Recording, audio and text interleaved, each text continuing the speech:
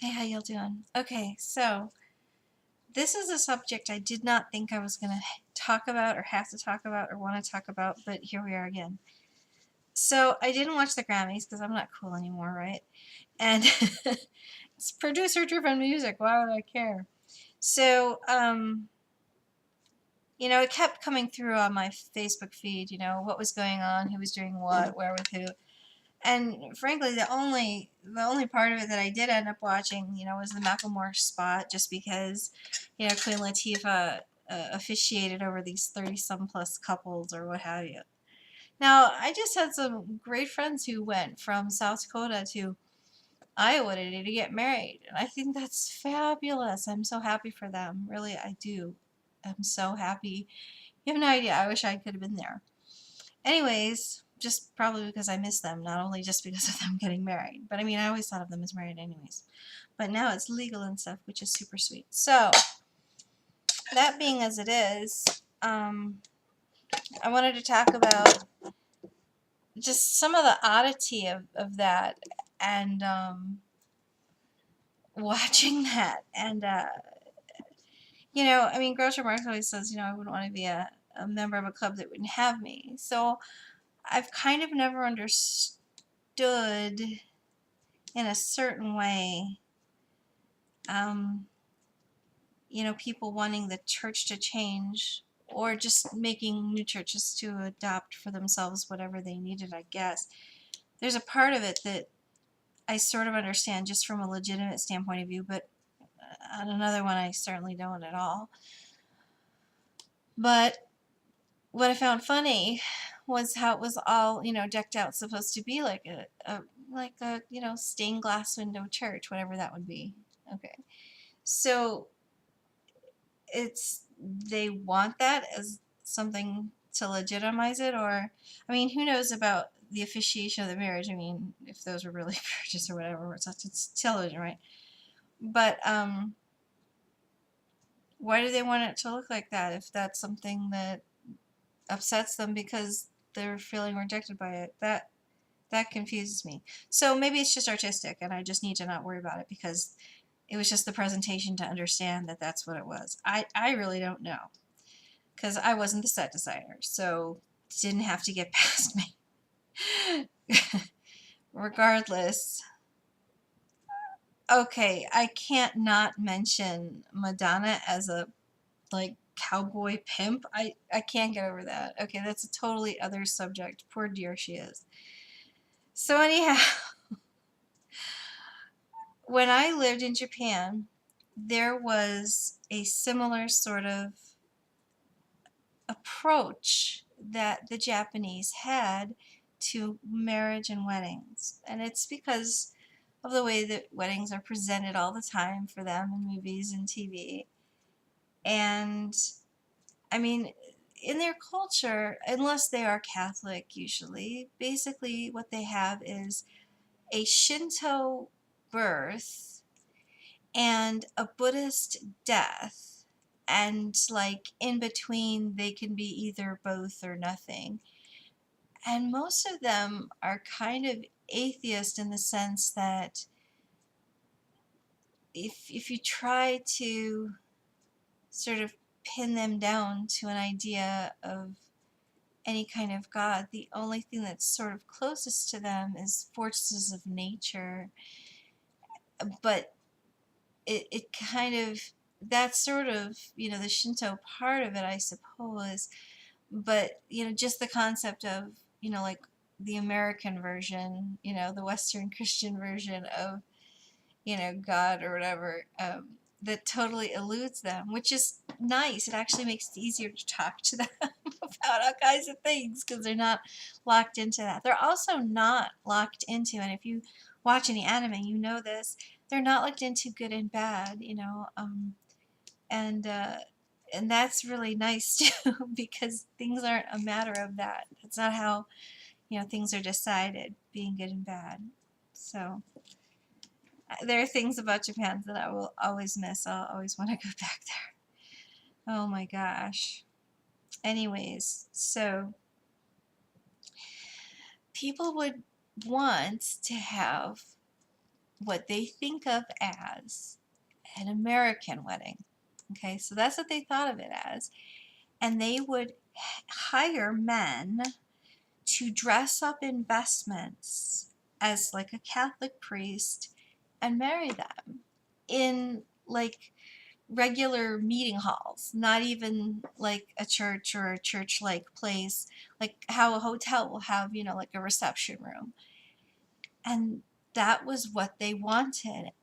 And of course, all the legalities happened before and after. So it wasn't even a matter of that, like who's officiating it, right? Because they took care of that at the courthouse, what have you, municipal, whatever.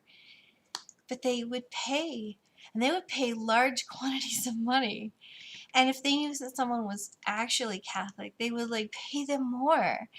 And they want to hear that, I do, and will you take, and all of this, because it's like they want to play at that because that's what they hear. And so I'm not saying that that's what I think was going on, but it was such an odd juxtaposition. And in the middle of the Grammys,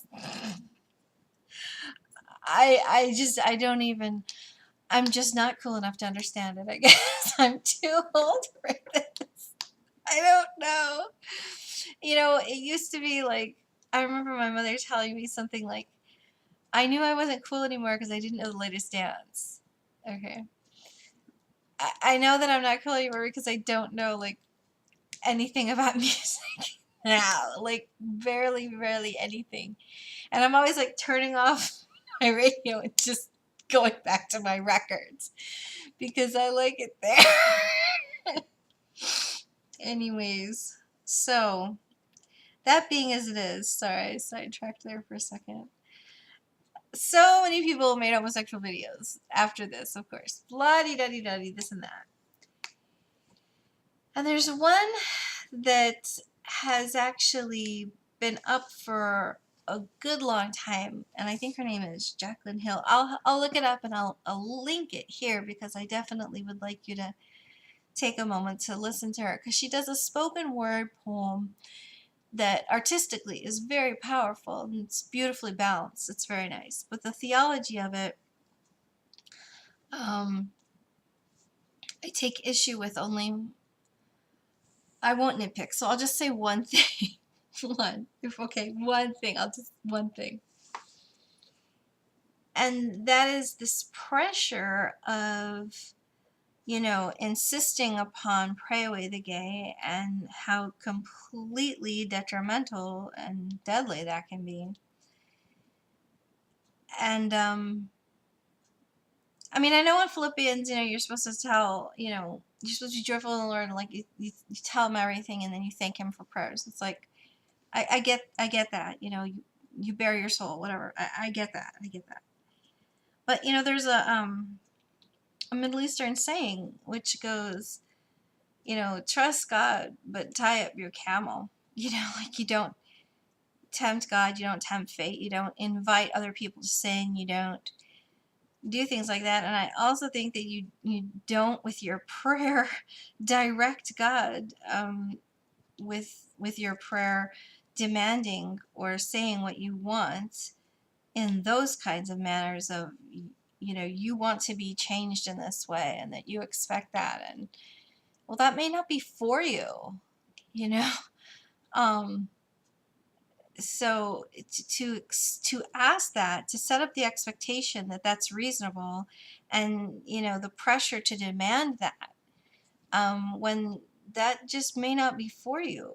Why is it set up that then the idea is to transform this person into a monogamous opposite sex relationship? I will never understand that. Why is that preferable? Because either way, regardless, you're gonna have to be chaste, whether you're married or not, all the time. So if that's the, and by the way, I know that people say, of course marriage is chaste. Oh, no, I'm not talking about like the comedian's version. Um,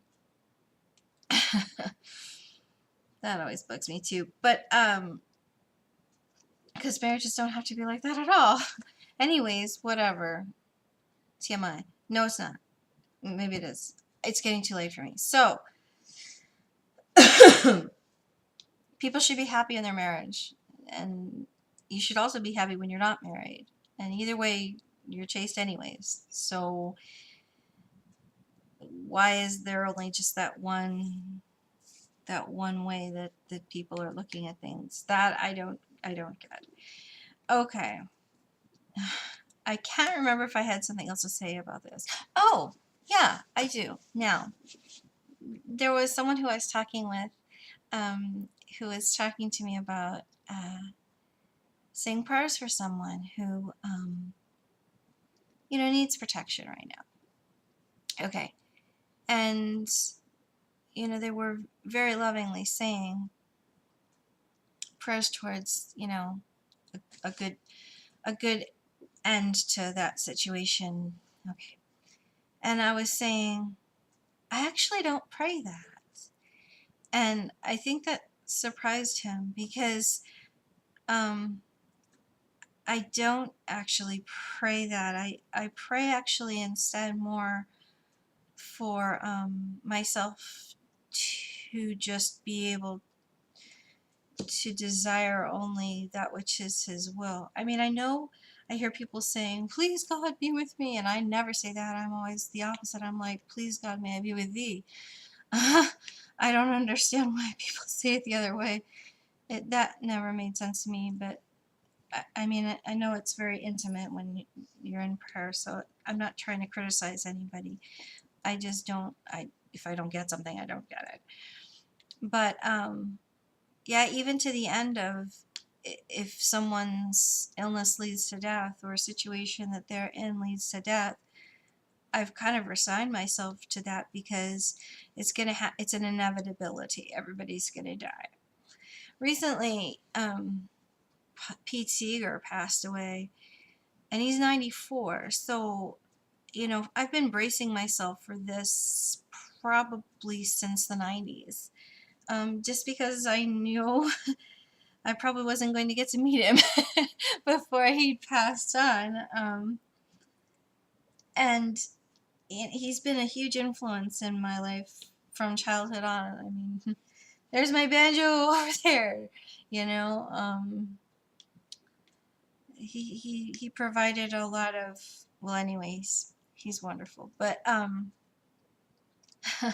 oh, my joke about him is, no, he wasn't 94 when he died. He was 188 because he always sang his songs twice. So there you go. That's my little thing about him. Anyways, it's an inevitability, so I better learn to accept it regardless of if it's within the time frame that I appreciate or not. Because it's not as if I'd have any control over it. I mean, every time, you ride in a car, which, do you cross yourself before you drive? I do. In fact, it was so funny once I was watching my priest and a reader and his wife all driving away, and at the exact same moment, just instinctively, right before the car began to go, they were all in unison crossing themselves. It was the cutest thing. And I don't know. I'm not even, when I'm doing that though, I'm not even asking for protection. I'm asking that I would go and do that which is within. I think you understand what I'm saying. Anyways, so there you go. That's my little bit about the homosexual stuff that's been in the news lately. And I hope that you are all doing well, and I do wish you bright blessings of peace in your heart. Take care.